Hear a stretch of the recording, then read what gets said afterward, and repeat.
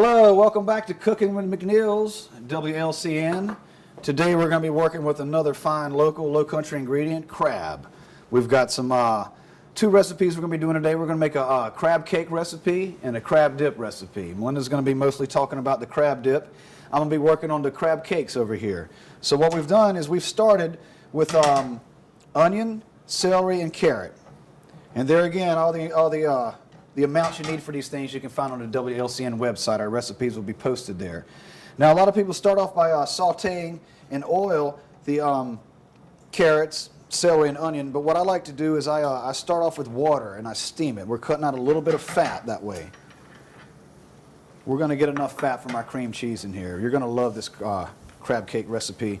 This crab cake recipe I first learned about when I moved down to Charleston, and I worked at a place called the Primrose House. Was there for many years.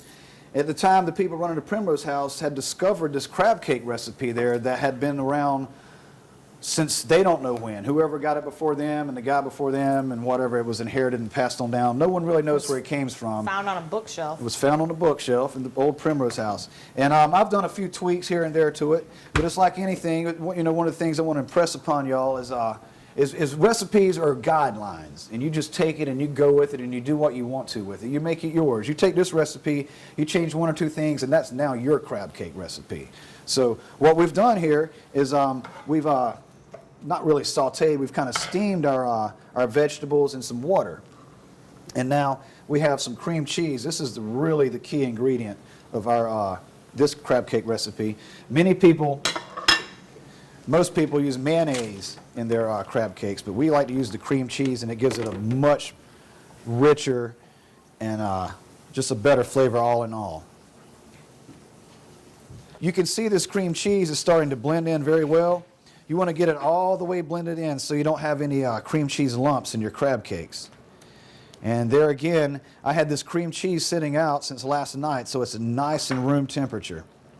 If you come home one day and you want to make this crab cake recipe and you don't have some room temperature cream cheese, you can just microwave it for a few seconds at a time until it gets soft. You don't want it to start cooking, you just want it to get nice and soft. So we've got this going. It's not all incorporated yet, but I'm going to go ahead and add a little bit of cracked pepper to it. And I'm going to add a little salt to this. There again, salt and pepper, I always tell people, do the taste. Do what you like. Try not to eat much salt, but you know, if you like it, put it in. We always cook with some light salt, a little bit healthier for you. So I've got that in there, and then I'm going to put just a little tiny dash of cayenne pepper in there. There again, if you like it hot, put more cayenne pepper in there. So we've got this mixed around. And then next we're going to put one egg. The egg is going to bind everything together. Add a little bit of creaminess to it. Now, a lot of people, when they crack their eggs, they like to do like this, bam, and do it like that. That is not the right way to do an egg. That really causes you to have the problem of shells going everywhere. You just take your egg and just firmly on a flat surface and open it like that, thank you. And then you've got a nice egg without your shells everywhere. Because if you get a little bit of shell in here, it's really hard to pick it out because it blends right in. So about now, I'm going to turn off my heat. I'm going to keep it on that warm burner. And I'm going to totally incorporate this egg into here, just like I did the cream cheese. You want to homogenize, no lumps or no separate pieces of anything. Just get this nice and blended in here.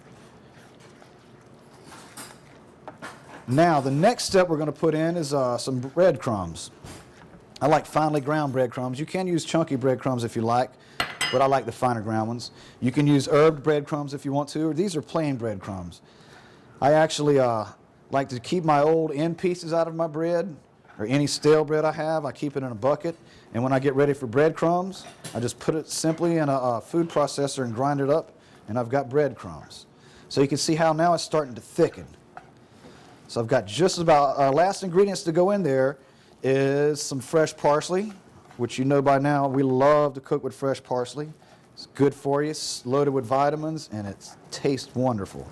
So I'm starting to get this all mixed together here. I'm going to throw in my parsley. I've waited till the very end to throw in my crab meat. Got some pretty lump crab in here. And by waiting to the end to incorporate the crab meat, I don't break up the crabs so much. So you've got some nice crab chunks in there. This crab is crab that we bought, and you always pick through your crab. It may say hand-picked or shelled or whatnot, but you always pick through that crab meat. So now we've got it really coming together here. It's going to make a nice mixture for our crab cakes coming up. So now you can see it really coming together there, nicely mixed together. And I'm going to put this on a flat plate. You can put it on a flat pan or anything. What we're doing now is we're going to spread it on here, and then we're going to stick it in our refrigerator for about 30 minutes to an hour so that it firms up and it gets cool enough for you to handle in your hands. I'll show you what we do after that. And there again, another little tip, if you are in a hurry and you're trying to make this, put it in the freezer and let it chill a little bit faster. Just don't let it freeze. The best way to do this is to do this step the day before and leave it in the refrigerator overnight, and then you wake up the next day when you're ready to prepare for your lunch and or dinner, you've got it ready to roll.